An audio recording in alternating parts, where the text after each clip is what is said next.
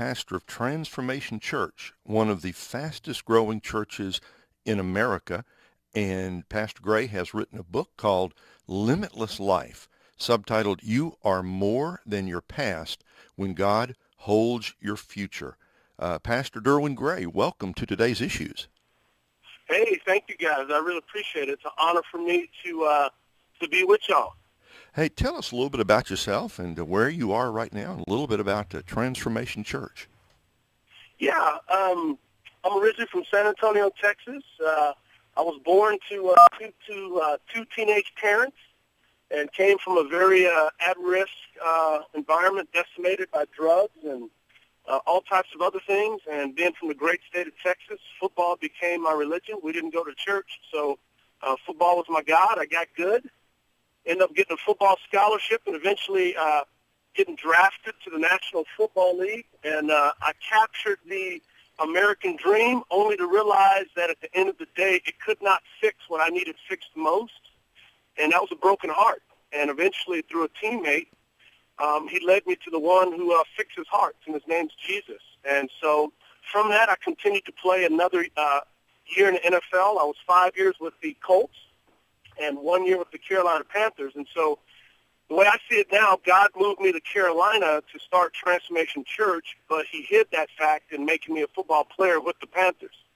And so in 2010, my wife and I had this crazy idea that there could be a church where white people and black people and Asian people and Latino people and young people and old people could all be together, kind of like what the Bible says.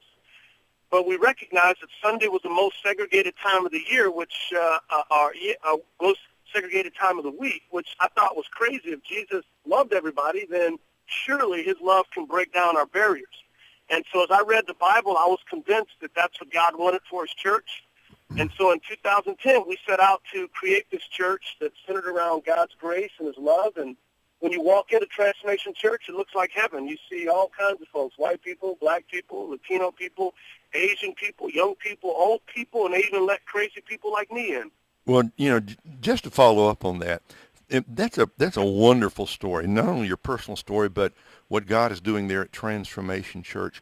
How do you create the kind of atmosphere where whites and blacks and Hispanics and Asians, it doesn't happen. We all agree it doesn't happen as often as it should.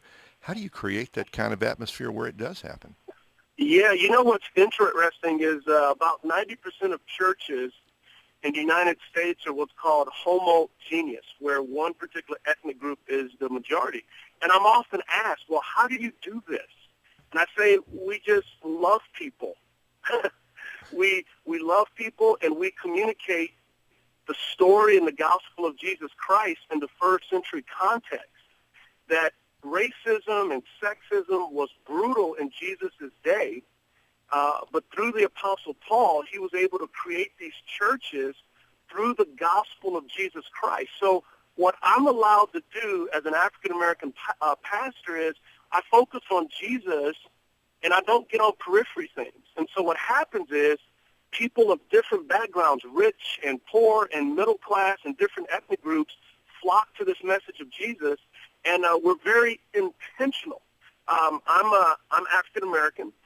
My staff is probably 40% non-white, 60% white, and our congregation is probably 60% white and 40% non-white. So our staff was prayed in to be diverse, and not for diversity's sake, but to demonstrate the love of God to reach a diverse people. Like I said, I didn't grow up in the church, and so when I seen that the nightclub was more diverse than the church, I'm like, wait a second. These people are doing godless things. Yeah. We're doing godly things, and we're segregated. Something is wrong. And so I think people like me that didn't grow up in the church can almost bring in this reformational perspective to make Christians go, hey, what are you talking about? And that's what I do in the book, Limitless Life.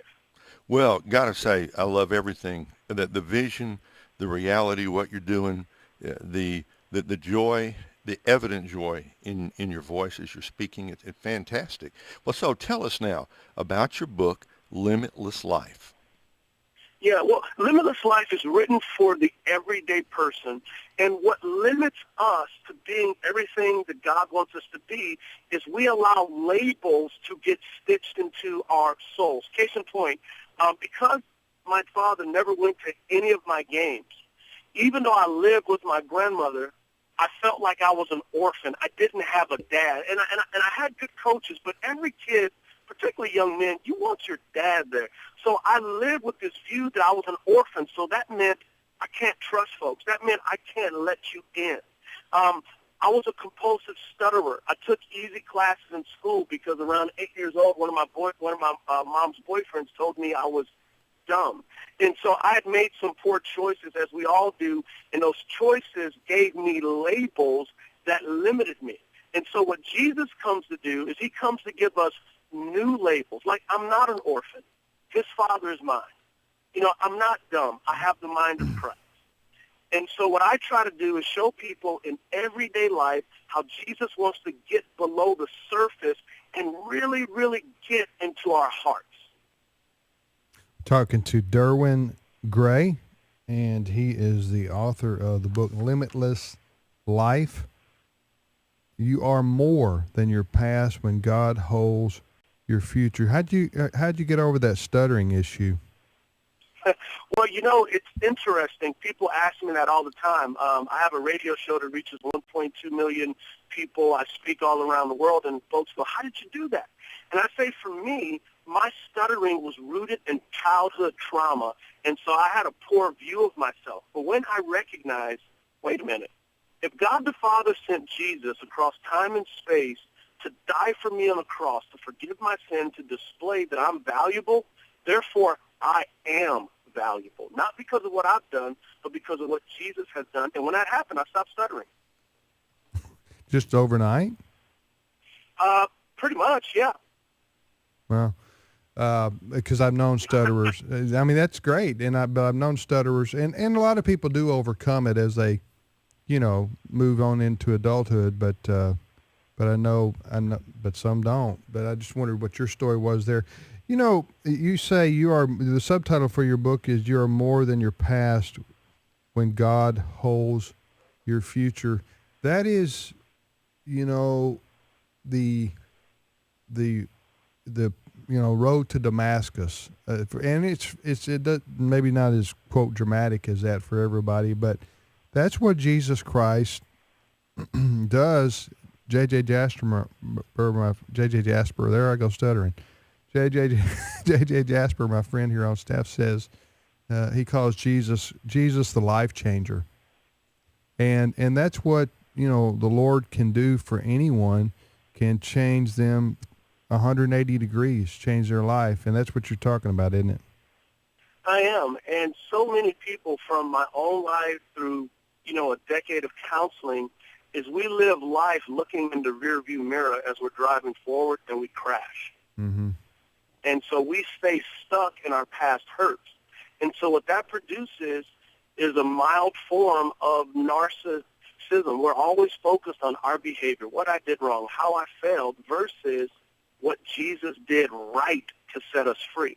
I think the biggest problem with Christians is we don't think enough about Jesus and what he's done to give us his limitless life. I think we worry too much about how we succeed and how we fail.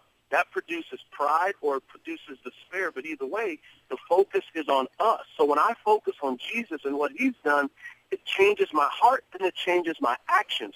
It's living from upward, inward, and outward. Most people try to live outward, then inward, then go, God, are you pleased? It starts the other way. We live to make God famous because we're accepted by him, not the other way around. Derwin, in your book, you say near the end that we need to go from being workers to worshipers. What's that all about? Yeah. Well, I think that even as Christians, we bought into, quote unquote, the American dream, meaning I live to work. And you see your job. We see our jobs as a means to get money and pay bills versus seeing work as an opportunity to join Jesus in redeeming the world, whether if you sell shoes, whether if you're in the White House, whether if you're a fireman or a policeman. God sees that as sacred and spiritual, and then all of life becomes worship. I came to faith because of a football player in the locker room. My wife came to faith because of a woman that worked with her at an inner-city urban hospital in Indianapolis. They seen work as worship. So what I teach our folks is you're not a part of the workforce, you're a part of the worship force. You're not going to the workplace, you're going to the worship place. And when I talk about worship, I mean living a life where you say, how can I make somebody else's life better today as a result of Christ's love in me? And that's what I think will change this country. Is, politics is very, very important, but I think we place more faith in who's in the White House than who's sitting on the throne of heaven. Limitless Life is the name of the book. You are more than your past when God holds your future. Derwin L. Gray is our guest. Did you play with Peyton? I did not play with Peyton. Peyton came a year after I left to play with the Panthers, but I have met his brother Eli, and I'm big fans of both of those guys. And my friend Eli has 2 Super Bowl rings to his brother's 1. That's pretty amazing. I know, but I think Peyton's going to get his second one this year. Well, just remember this: Peyton Manning is 0-3 in the playoffs when the temperature is 40 degrees and below. And last I checked, in January, Denver's cold. Hey, also though, that means he's due. All right. Hey, Derwin, thanks for joining us, brother. God bless your ministry there in San Antonio. We appreciate it. Well, I'm actually in North Carolina. God bless you guys. Bye. Take care. We'll be back after this short time out. More guests, more interesting topics straight ahead.